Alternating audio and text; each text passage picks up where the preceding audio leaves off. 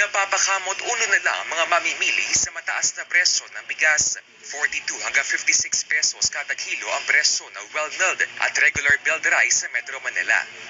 Dati doon sa 100 ko may matitira pang sukli. Tipid na lang sa pagsaing.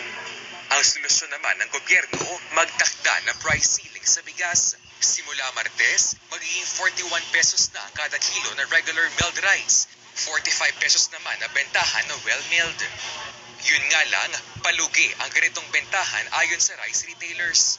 Sana bigyan nila kami ng ganong bigas na pwede naming ibenta ng 41.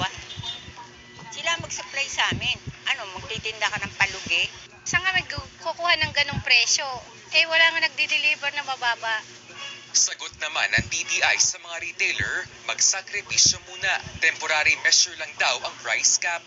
Hinihingi ng pamahalaan yung sakripisyo ng mga retailers na medyo tumulong din sila sa mga mamamayan. Nakakarami na sa competition namin, pwede kasing ibenta pa na siguro hindi naman lugi, wala lang alang kita. Ang ilang grupo naman ng rice retailers nanawagan ng tulong sa gobyerno. Ang mahapdi sa kanila yun Tabayad pa sila ng pwesto. Ang nakikita ko dyan is tulungan natin. Saan magsasource ng pambenta ng 41 pesos sa 45 para maibenta ng retailer sa ganitong presyo. May inaayos naman na raw na subsidiya para dito.